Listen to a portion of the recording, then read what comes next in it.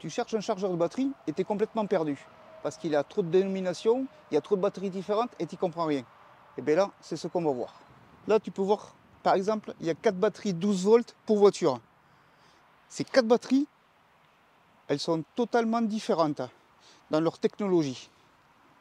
Oui, donc forcément, il faut un chargeur, pas spécifique pour chaque batterie, mais il faut choisir le bon chargeur qui va te permettre de bien charger ta batterie. Parce que si tu choisis le mauvais chargeur avec le mauvais mode de chargement, tu vas plutôt perdre des sous. C'est-à-dire que tu vas bousiller ta batterie en la chargeant. Donc du coup, une batterie, c'est pas donné, tu connais les prix, c'est là que tu perds des sous. Donc là, on va voir la technologie de ces batteries, les chargeurs qui existent. Alors tu vois, je t'ai dit que chaque batterie était différente. Celle-là, celle-là, celle-là et celle-là ne sont pas du tout les mêmes. Donc là, c'est ce qu'on va voir. On va commencer par comprendre le type de batterie qui existe et le type de chargement qui est possible sur chaque batterie. Alors déjà, qu'est-ce que c'est une batterie? Ouais, tu vas me dire, c'est un truc 12 volts. Non, non, voilà. Alors, dans tout ce que je vais t'expliquer, je vais simplifier tout au maximum pour que tu puisses comprendre par toi-même comme moi je l'ai compris. Oui, parce que c'est pas simple à comprendre. Surtout avec tous les termes qu'ils emploient et surtout toutes les dénominations spécifiques qu'ils emploient en trigrammes. Alors, il faut savoir qu'à la base, une batterie, c'est tout simple. C'est composé de 6 éléments de tension nominale, c'est-à-dire avec des morceaux de plomb qui sont reliés en série entre eux, et ça baigne dans une électrolyse. L'électrolyse est constituée d'acide sulfurique et d'eau déminéralisée. Et cette réaction chimique, elle fait que tu as du jus à la batterie, en 12 volts. Voilà. Et tout ce que je te dis, c'est pour simplifier, comme je t'explique. Et dans ce procédé d'électrolyse, tu as différentes technologies qui sont employées sur les batteries. Maintenant, c'est ce qu'on va voir. Et on va, si tu veux, je vais te permettre de directement savoir quelle technologie il y a dans ta batterie, pour que tu puisses comprendre rapidement. Il existe 2 types de batteries, et dans ces 2 types de batteries, il existe une sous-catégorie. Alors, la première catégorie de batterie, c'est tout simple. C'est les batteries soit ouvertes ou fermées. Voilà. Et dans les batteries fermées, tu as deux sous-ensembles de batteries spécifiques. De toute façon, je vais te les montrer et te les expliquer. Donc déjà, qu'est-ce que c'est une batterie ouverte? Qu'est-ce que c'est une batterie fermée? Allez, on regarde ça. Alors déjà, qu'est-ce que c'est une batterie ouverte? Tu vois là, il y a des bouchons qui se dévissent. Alors, on va commencer de suite par la sécurité. L'électrolyse, ça dégage de l'hydrogène. L'hydrogène, si tu amènes une flamme, ça explose. Donc, quand tu commences à ouvrir une batterie, commence pas à mener ton briquet, tes machins. Quand tu veux voir le niveau d'une batterie, il ne va pas y mettre une flamme ou quoi que ce soit, tu vas avec une lampe. On est bien d'accord.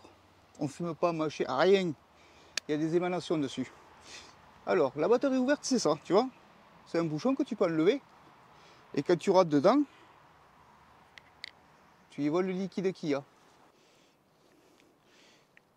Et tu vois, tu as un bouchon par cellule sur la batterie.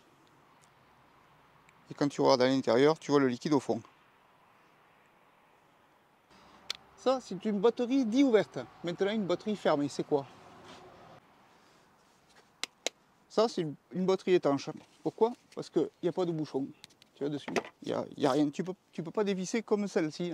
Celle-là, tu prends le petit tournevis, comme je te montrais tout à l'heure, tu enlèves le bouchon et tu vois le liquide. Celle-là, il n'y a pas ça. Tu peux pas les ouvrir. Alors, attention, j'ai dit les ouvrir proprement, tu vois, il n'y a pas de bouchon pour re-remplir, recompléter ou autre. Voilà. Alors, à savoir que quand tu charges une batterie ou quand elle est chargée par ton alternateur, ça produit des émanations de gaz, d'accord? Donc là, ces batteries, elles ont sur le côté un petit trou, même celle-ci, un petit trou pour évacuer, si tu veux, les émanations. Alors les batteries étanches, celles-ci là, ils disent étanches, mais elles ne sont pas étanches. Elles sont fermées, pas étanches, fermées. Pourquoi pas étanches? Parce que si tu veux, les petits trous de dégazage là, je vais te montrer. Là, sur chaque batterie, tu as un trou ici de dégazage, et tu en as un autre sur l'autre côté, ici. Tu vois, comme celle-ci, tu en as un ici. Comme celle-ci, tu en as un ici aussi. Donc, ces batteries dites étanches, tu vois, si tu viens à les basculer, bon, ça fonctionne comme ça, si tu veux. Les émanations de gaz, tu as une valve anti-retour, on va dire, qui s'ouvre au-delà d'une certaine pression pour laisser évacuer les gaz. Voilà. Si un jour cette membrane vient à craquer, que tu prends ta batterie, tu la penches comme ça, le liquide qui est à l'intérieur va sortir. Alors, elles ne sont pas 100% étanches. Voilà. Donc, maintenant on a vu la batterie ouverte et la batterie fermée. Dans les batteries fermées, il y a deux batteries différentes en termes de technologie. Celle-ci, comme je t'ai dit, c'est des plaques avec de l'acide sulfurique, des plaques de plomb avec de l'acide sulfurique plus de l'eau déminéralisée. Celle-ci, c'est la même, sauf qu'elle est fermée. C'est tout. Et maintenant, tu as ces deux batteries. Tu en as une qui est dite batterie au gel et tu en as une qui est dite batterie AGM. Celle-ci, la batterie au gel, c'est quoi? Alors, je ne vais pas rentrer dans les grands détails, machin et tout, parce que voilà, pour faire simple, ces deux-là, ces batteries au plomb avec acide sulfurique et eau déminéralisée. Celle-ci, c'est plus ou moins le même procédé à l'intérieur. Je ne suis pas sûr qu'il y ait de l'acide sulfurique avec de l'eau déminéralisée. Ça, je ne suis pas sûr. J'ai pas assez approfondi l'histoire. Par contre, dans le mélange qu'ils ont mis, pour éviter que ce soit en liquide, ils ont rajouté de la silice dedans, du gel de silice. Et le gel de silice, ben, ça veut bien dire ce que ça veut dire. Hein. Ça devient du gel. Alors, c'est toujours plus ou moins liquide, mais beaucoup moins. Donc la technologie, celle-là, si tu veux, elles sont 100% étanches. Il n'y a pas de vis de dégazage, il n'y a rien. Fermé, 100% étanche. Alors, comment ça fonctionne dedans, machin et tout? Nous, ce qui nous intéresse, c'est que c'est une batterie au gel. Voilà. Donc le gel qui est rajouté dedans, comme je t'ai dit, c'est du gel de silice. Et après, tu as la batterie AGM. Alors, elle, les batteries AGM, si tu veux, c'est plus ou moins la même technologie que les batteries au gel, sauf que celle-ci, l'espèce de gel qui est dedans, la constitution exacte, je ne le sais pas, j'ai pas cherché. La constitution du gel exact dedans, si tu veux, au lieu d'être dans des morceaux, si tu veux, et qu'elle peut se balader un petit peu, parce que si celle-là je la prends, je la penche, hein, le gel qui est dedans, il bouge. Ouais, on va dire que c'est un truc gluant un peu et que ça bouge. Voilà, on va pas aller plus loin. Celle-ci, par contre, le gel, il est posé sur des espèces de buvards qui sont fixés sur de la fibre de verre. Batterie AGM. Et là, ça bouge pas. Tu peux prendre la batterie, comme ça, il n'y a rien qui coule, rien qui machin. Et elle fonctionnera même comme ça à l'envers, sans souci. Donc maintenant qu'on a vu les deux types de batteries qui existent, fermées ou ouvertes, et dans les fermées, les deux modèles qui existent, on va pouvoir maintenant sélectionner le chargeur qui nous intéresse pour charger ces batteries. Ben oui, parce que l'AGM ne se charge pas pareil que celle-ci. Ben maintenant, on va voir les chargeurs. Alors, là, si tu veux, on part du moins cher au plus cher. Je dis pas que le moins cher c'est le plus intéressant, je dis pas que le plus cher c'est le plus intéressant. C'est ce que je vais essayer de t'expliquer justement pour que tu puisses toi-même choisir le chargeur que tu as besoin en fonction des batteries que tu vas utiliser. Oui. Ordre de prix. Au moins, tu es au courant de suite. Petit chargeur, 18 €. Chargeur moyen, 108 €. Chargeur un peu plus gros, 129 €. Chargeur très gros, 800 €. Oui, 800 €. Mais je vais t'expliquer tout ça. Ne t'inquiète pas, tu vas voir. Surtout ce qu'il faut que tu comprennes, c'est tout ce qui est écrit quand tu lis sur un chargeur. Il y a une ribambelle de termes, de machins qui sont incompréhensibles. Et c'est là que je veux t'expliquer ce que ça veut dire chaque truc qui soit écrit sur chaque chargeur. Bon, la plupart, ils font toujours la même chose, c'est plus ou moins indiqué toujours pareil. Donc là, déjà, on va voir ça. Et c'est ça qui va permettre de sélectionner, avec 2-3 options, le chargeur qui convient le mieux pour tes batteries. J'ai pris la notice du Hulkman. Pourquoi la notice de celui-ci? Parce que celui-ci, on m'a l'envoyé gratuitement pour le tester. Mais te montrer un chargeur qui charge, ça sert à rien.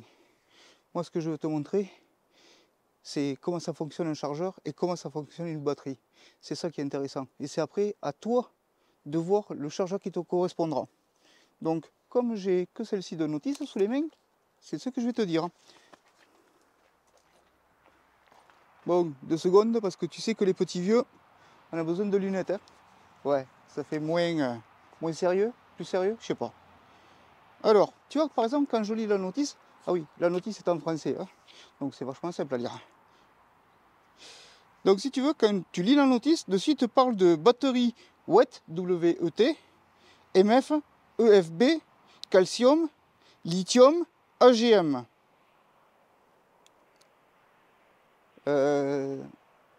Qu'est-ce que ça veut dire tout ça?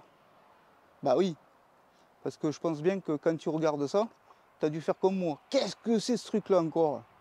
Bon, ben tu vois, j'ai fait ce travail pour toi. Je vais te dire exactement à quoi ça correspond tous ces termes. Alors à savoir que tous ces termes-là, ça va bien pour tous les chargeurs. Ouais, bah oui. Et ouais. Il te parle de batterie AGM. Alors les batteries AGM, si tu veux, ou au gel, tu as vu là, tout à l'heure l'Optima ou la gel, c'est exactement les mêmes batteries. Dedans, c'est du gel comme je t'ai expliqué machin. AGM ou gel, c'est ça. Les batteries Li. Alors Li, c'est pour lithium-ion. Donc les batteries lithium, là j'en ai pas, je peux pas t'en montrer une. Mais celle-ci, elle se charge spécifiquement avec un chargeur spécifique. Par exemple, celui-ci, malgré qu'il vaut 800 balles, je ne peux pas charger les batteries au lithium. Les batteries WET, W-E-T, alors ça c'est les batteries acides prêtes à l'emploi. C'est-à-dire c'est une batterie fermée, où tu as les petits bouchons sur le côté au niveau des gaz d'émanation quand elle se charge. Ben ça c'est une batterie prête à l'emploi. Ils appellent ça une batterie WET. Voilà. La batterie MF, qu'est-ce que c'est? Ben, c'est une batterie non gel, c'est-à-dire plomb, acide sulfurique plus eau déminéralisée, fermée.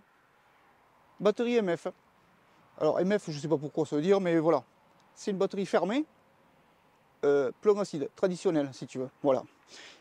La batterie Cal, alors CAL, c'est les batteries au calcium. Alors ça, je ne me suis pas trop penché dessus, c'est que ça se trouve, machin. Bon, bref, voilà. CAL, c'est pour une batterie au calcium. Et batterie EFB. Eh ben, ça, pour faire simple, c'est les batteries qui sont dites pour le start and stop, pour les voitures qui démarrent et qui s'arrêtent tout au sol au feu rouge, par exemple. Voilà, donc, toutes ces dénominations, tu vas les trouver dans les caractéristiques de chaque truc. Mais ça, c'est pas... Enfin, ça nous intéresse de savoir ce qu'elle peut charger, la batterie.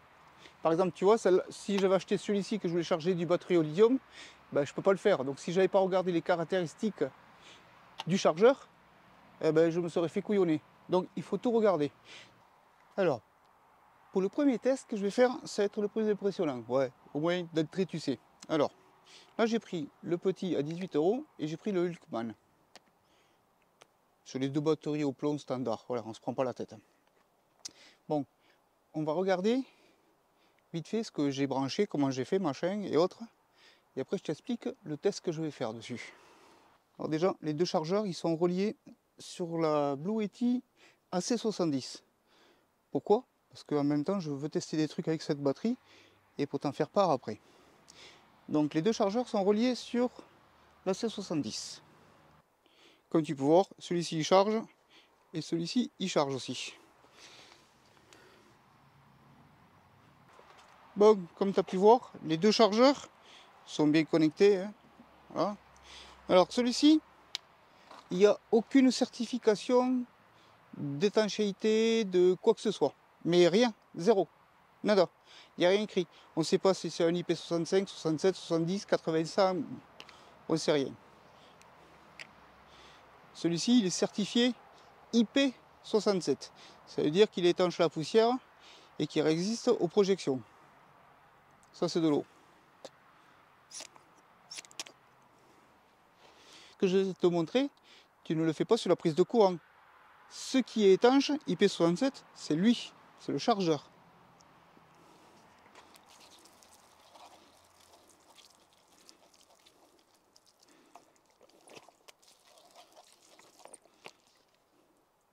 Tu veux voir de plus près? Comme tu peux voir, il est toujours allumé, hein.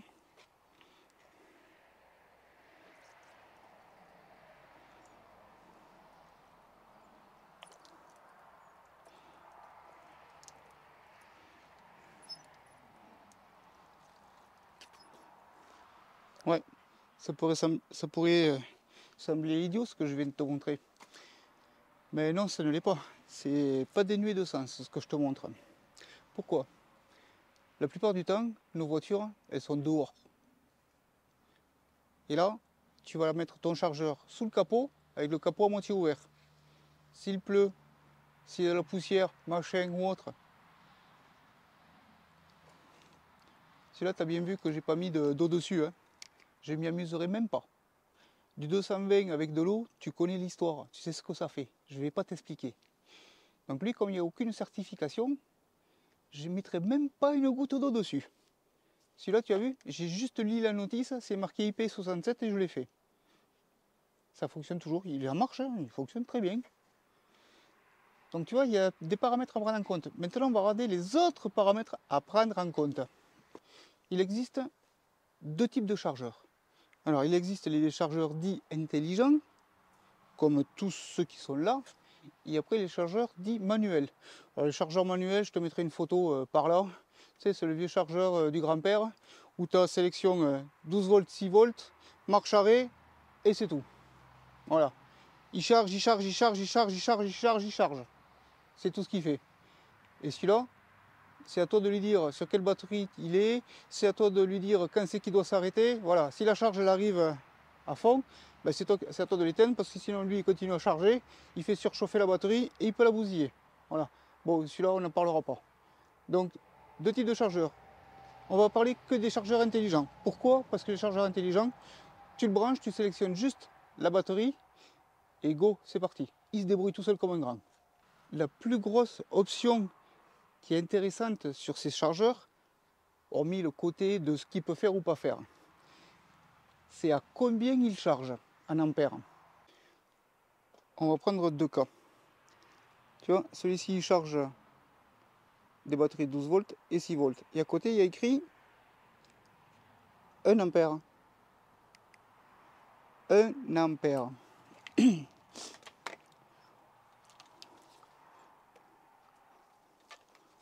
On prend le Hulkman.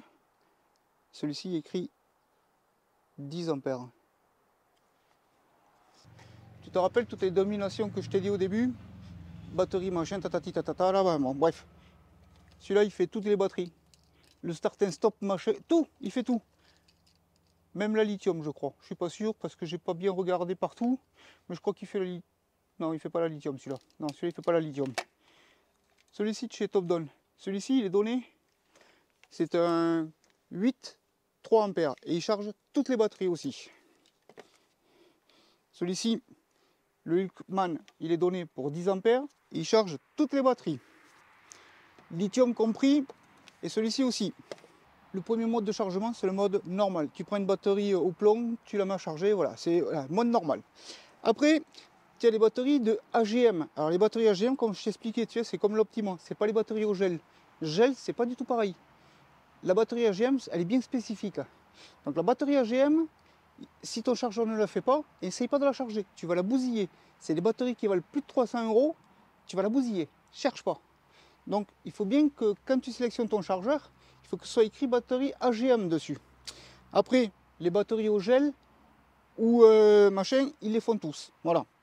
Donc après, il existe le mode normal pour les chargeurs. Il existe le mode AGM. Voilà. Il existe le mode Repair. Alors le mode Repair, si tu veux, c'est les batteries, avec la réaction chimique, elles se sulfatent. Et ça crée des... Sur les plaques, ça crée une espèce de sulfatation blanche là. Des fois, tu le vois autour des batteries, autour des plots.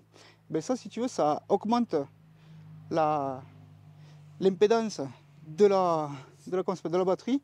Et c'est là qu'elle commence à se bousiller. Donc le mode repair, si tu veux, il va permettre, en envoyant des ondes, enfin, un courant de charge en impulsion, à ce que ça se décolle des plaques, justement, pour éviter d'avoir une trop grosse impédance dessus. Si tu veux, pour simplifier, tu as vu, un écrou serré, attaqué, rouillé. Qu'est-ce que tu fais pour le dessouder, pour le débloquer? Tu prends un marteau, tu tapes dessus et tu as les morceaux de rouille qui tombent. Et après, tu arrives à le desserrer. Et bien si tu veux, le mode repair, c'est un petit peu le même style pour schématiser pour les batteries. Si tu veux, ça va un courant en impulsion pour justement décoller les sulfates des contacts de plomb. Des plaques de plomb, pardon. Voilà, le mode repair, à quoi ça sert? Donc forcément, tu peux rattraper une batterie, comme ça. Après, il existe le mode lithium, voilà, pour les batteries lithium. Après, tu as le mode boost. Alors le mode boost, je t'expliquerai... Bah, tiens, je t'explique de suite. Hein. C'est facile. Tu as vu? Des fois, tu te retrouves avec une batterie, il lui reste 2-3 volts dedans. Tu prends celui-là, il ne démarrera pas, il ne voudra pas la charger. Pourquoi? Bah, parce qu'elle est trop basse. Si tu veux, lui, il doit déclencher à 10 volts, je pense, ou 11 volts, un truc comme ça. Et tout ce qui est en dessous, bah, il ne déclenche pas. Donc pour lui, la batterie, là, il ne peut pas la charger. Celui-ci, il a la fonction, mais il fait que jusqu'à 10 volts. Par contre, le Hulkman, lui, il peut charger les batteries entre 3 et 5 volts. C'est-à-dire que si ta batterie est à 3 volts, tu vas pouvoir la charger. C'est-à-dire qu'il existe un mode boost. Bon, je ne t'explique pas, c'est marqué dans la notice. Tu vas t'appuyer sur les deux boutons ici. Ça l'oblige, quoi qu'il se passe, ça passe les protections de l'électronique et ça envoie du 12 volts en charge pendant 5 minutes. Ça va permettre, si tu veux, de remonter artificiellement l'intensité de ta batterie pour que l'électronique puisse détecter, je sais pas moi, les 10 volts ou les 11 volts qui ont été chargés, le temps des 5 minutes, pour que l'électronique puisse prendre en compte la batterie et la charger, comme tu souhaites. Voilà, ça s'appelle le mode boost. Celui-ci, là aussi. Bon, là, on va regarder le Hulkman plus la C70. Pourquoi je te montre la C70 de chez Blue Yeti? Parce qu'elle a une particularité intéressante. Alors, si tu veux, cette batterie, elle a la fonction UPS. Qu'est-ce que c'est la fonction UPS? Ben, c'est-à-dire, c'est comme les onduleurs à la maison. Il y a une coupure de courant, c'est la batterie qui prend le relais. Tout simplement. La C70 est branchée sur le 220. Le Hulkman, il est branché sur la C70 pour charger la batterie. Si je coupe le courant de la C70, il n'y aura aucune coupure et le chargeur continuera à charger. Alors pourquoi je te montre ce truc là? Regarde, je t'explique. Un exemple. Imaginons, tu as une voiture que tu utilises que très rarement. Elle est stockée au fond de ton garage et tu as mis ton chargeur Hulkman en charge dessus et il charge en permanence. Une fois que la batterie est arrivée à fond, si tu le laisses brancher, quand il va détecter que la batterie est un petit peu faible, à un certain seuil, tac, il va la recharger tout seul. Et comme ça, tu peux le laisser brancher des mois, il fait tout seul. Par contre, si tu as une coupure de courant, lui, il va redémarrer, mais si tu n'appuies pas sur le bouton OK, ben, il ne charge plus. Donc ta voiture va se débrancher. D'où l'intérêt d'avoir soit un onduleur, ou soit d'avoir la C70, qui elle a la fonction UPS qui te permet que quand le jus revient, eh bien, il continue à fonctionner. Puisque si le jus se coupe, c'est les batteries qui donnent du jus au chargeur et qui chargent ta batterie. Je te fais la démo. Alors comme tu pourras pouvoir voir, la C70 est reliée en 220. Comme tu peux voir ici, elle charge, tu vois, elle reçoit du jus en 220 et en dessous, elle envoie des impulsions pour la recharge. Et en dessous, on voit le Hulkman qui est en train de charger.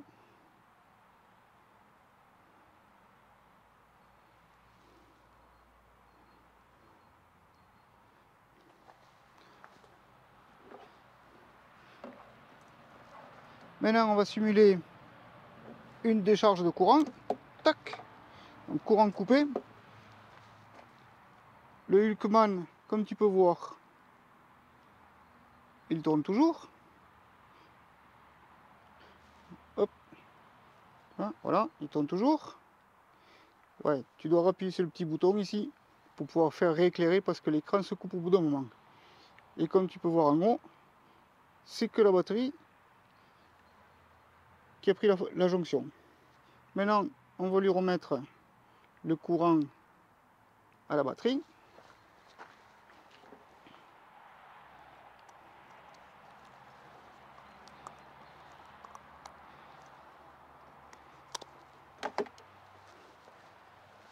Hop, tu vois, et la C70 est rechargée. Et elle continue à donner du jus sans aucune coupure au Hulkman. Comme tu as pu voir, la C70, on peut s'en servir pour autre chose que partir en camping avec. Maintenant, tu es en train de te demander ce que je te conseillerais moi comme appareil.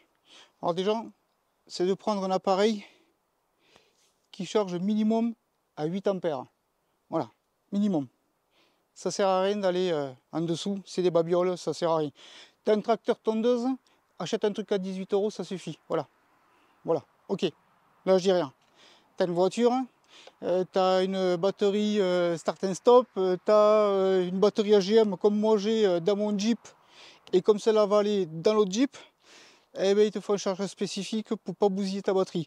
Cette batterie-là, l'AGM, là, ça vaut 300 €. Bon, quand moi je les ai eues, ça valait 300 €. Maintenant, je crois qu'elles ont baissé un tout petit peu, c'est 280, un truc comme ça. Bon, bref.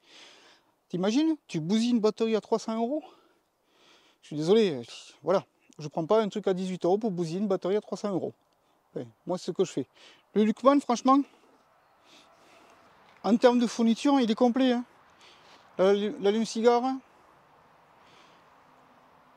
la truc pour laisser en permanence branché sur la batterie, les pinces normales, et tu as un support mural.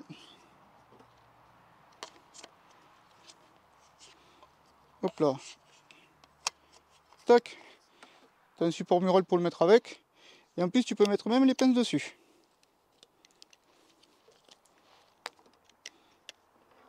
Ça accroche au mur, c'est sympa. Bref, c'est un truc qui est fourni complet. Voilà, c'est ce que je voulais dire. Et en termes de finition,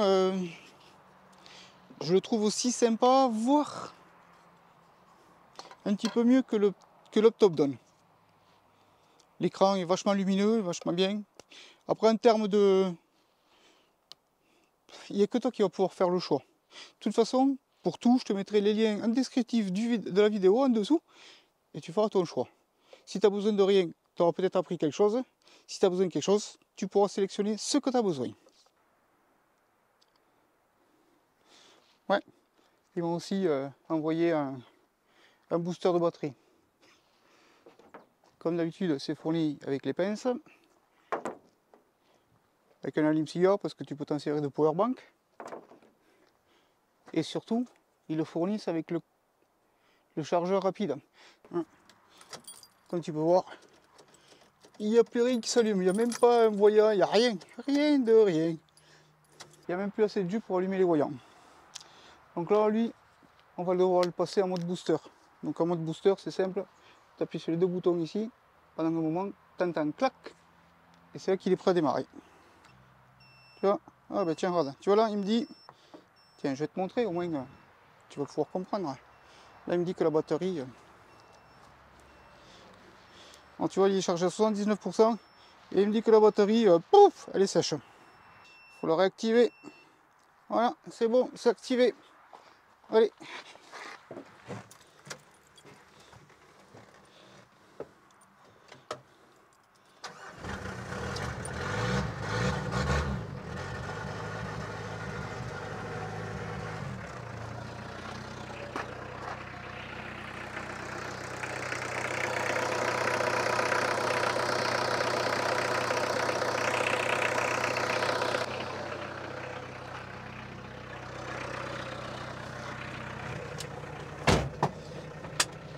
Bon, et comme tu as pu voir, il démarre nickel, premier coup. Je suis même étonné, tu vois. C'est bizarre, à la limite. Bon, bref. Mais tant mieux s'il démarre nickel. Allez.